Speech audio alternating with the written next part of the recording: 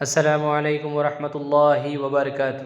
دینیات secondary course for 10 class student. درس قرآن سورہ بینہ کا لفظی و محاوری ترجمہ. سورہ بینہ کا لفظی ترجمہ اس سے پہلے ہم پڑھ چکے ہیں. اب سورہ بینہ کی نصیحت، سورہ بینہ کی قیمتی نصیحت. بسم اللہ الرحمن الرحیم. لم يكن الذين كفروا من أهل الكتاب والمشركين منفكين حتى تأتيهم البينة. کفار و مشرکین اور اہل کتاب کی حد درمی. کفار و مشرکین اور اہل کتاب کی حد درمی.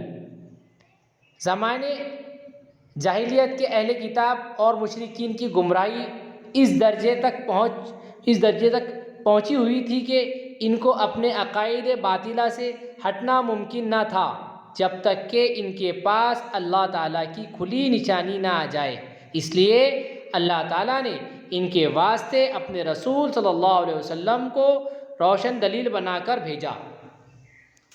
اس لیے اللہ تعالیٰ نے ان کے واسطے اپنے رسول صلی اللہ علیہ وسلم کو روشن دلیل بنا کر بھیجا. آپ صلی اللہ علیہ وسلم کا کام یہ تھا کہ وہ ان کو پاک صحیفے پڑھ کر سناتے، یعنی وہی خداوندی کے وہ احکام سناتے جو بعد میں صحیفوں کے ذریعے محفوظ کیے گئے. یہ پاک صحیفے ایسے ہیں جن میں ایسے احکام الہی ہیں جو عدل و اعتدال کے ساتھ دیے گئے ہیں اور ہمیشہ قائم رہنے والے ہیں.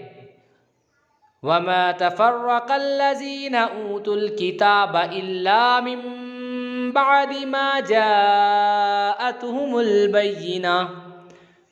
تورات و انجیل میں آپ صلی اللہ علیہ وسلم کا ذکر ہے.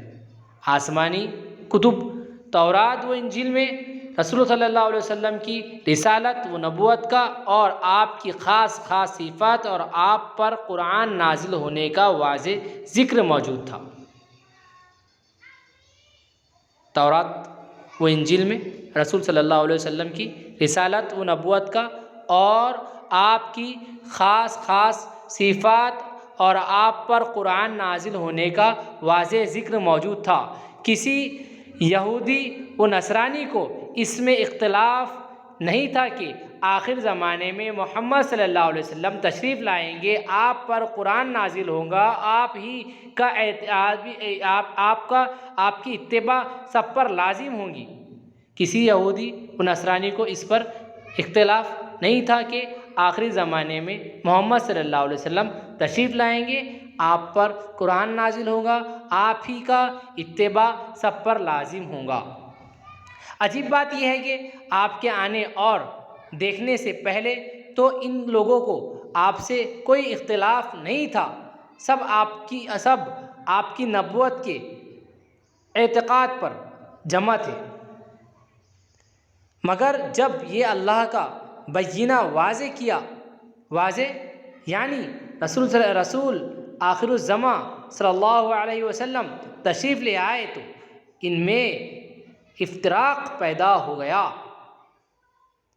کچھ لوگ تو آپ پر ایمان لائے اور بہت سے انکار کرنے لگے. ان کے لیے وَمَا أُمِرُوا إِلَّا لِيَعْبُدُوا اللَّهَ مُخْلِصِينَ لَهُ الدِّينَ حُنَفَاءَ وَيُقِيمُونَ الصَّلَاةَ وَيُؤْتُوا الزَّكَاةَ وَذَلِكَ دِينُ الْقَيِّمَةِ. کتاب اور مشرکین کو تعلیم. اہل کتاب اور مشرکین کو صرف یہی تعلیم دی گئی تھی کہ وہ اللہ تعالیٰ ہی کی عبادت کرے اور اسی کے لیے توحید میں بھی مخلص رہے اور دین اسلام کے علاوہ تمام ادیان سے بچ کر اور ہٹ کر رہے اور نمازوں کو قائم کرے اور زکوٰۃ ادا کیا کرے. یہ سارے احکام دین قیمہ ہیں، یعنی ایسی شریعت کے احکام ہیں جو بالکل صحیح ہیں، اس میں کوئی کمی نہیں. یہی دین سارے انبیاء اکرام علیہ السلام کا دین ہے. سب نے اسی کی تعلیم دی ہے. یہودی و نصارہ یہودی و نصارہ خود بھی اس بات کو جانتے تھے اور مانتے ہیں۔ یہودی و نصارہ خود بھی اس بات کو جانتے تھے اور مانتے ہیں، لیکن ضد اور عناد کی وجہ سے حق کو حق جانتے ہوئے قبول نہیں کرتے، حق کو حق جانتے ہوئے قبول نہیں کرتے۔ ان الذین کفروا من اہل الکتاب والمشرکین فی نار جہنم خالدین فیہا اولئک ہم شر البریہ۔ سب سے بدترین مخلوق کفر و شرک کی مذمت اور توحید کا حکم بیان فرمانے کے بعد اب ہر دو فریق کا انجام بیان فرما رہے ہیں۔ اہل کتاب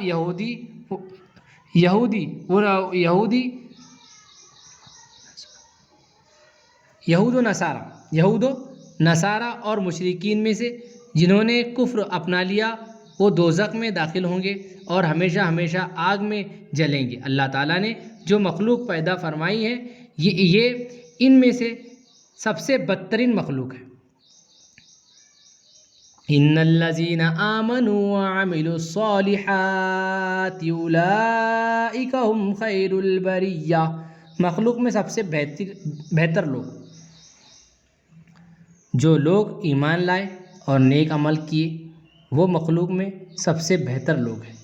ان لوگوں کا انعام اور بدلہ ان کے رب کے پاس ایسے سدا بہار باغات ہے جن کے نیچے سے نہریں جاری ہوں گی اور ان میں وہ ہمیشہ ہمیشہ رہیں گے۔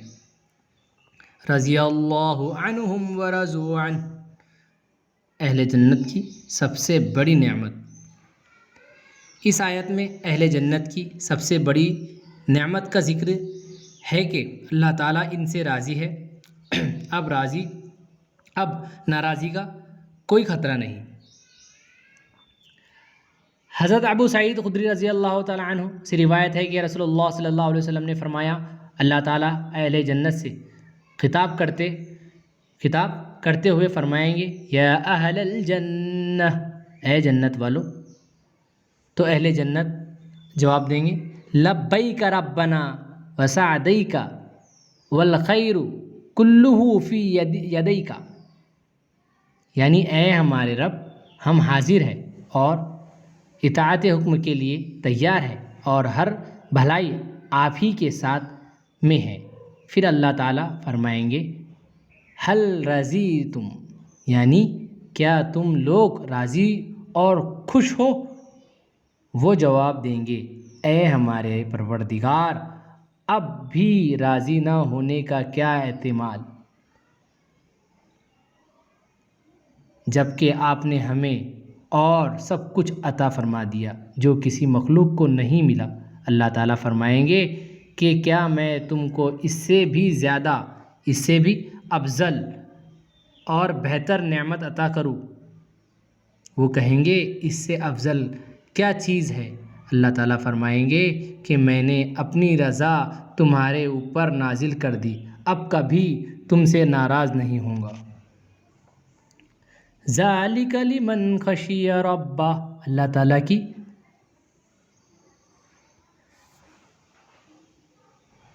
خشیت۔ آخرت کی نعمتوں کے ملنے کا سارا دار و مدار اللہ کی خشیت پر ہے۔ خشیت اس خوف کو کہتے ہیں جو کسی کی انتہائی عظمت و جلال کی وجہ سے پیدا ہوتی ہے، جس کی وجہ سے وہ ہر کام ہر حال میں اس کی رضا جوئی کے لیے کرتا ہے اور رضائی کے شعبہ سے، ناراضگی کے شعبہ سے بھی بچتا ہے۔ خشیت ہی وہ چیز ہے جو انسان کو کامل اور مقبول بندہ بنانے والی ہے۔ خشیت ہی وہ چیز ہے جو انسان کو کامل اور مقبول بندہ بنانے والی ہے۔ اللہ تعالیٰ ہمیں اور آپ کو اللہ تعالیٰ کی اطاعت کرنے کی توفیق عطا فرمائے۔ اللہ تعالیٰ کہنے سننے زیادہ عمل کرنے کی توفیق عطا فرمائے۔ جزاک اللہ خیر۔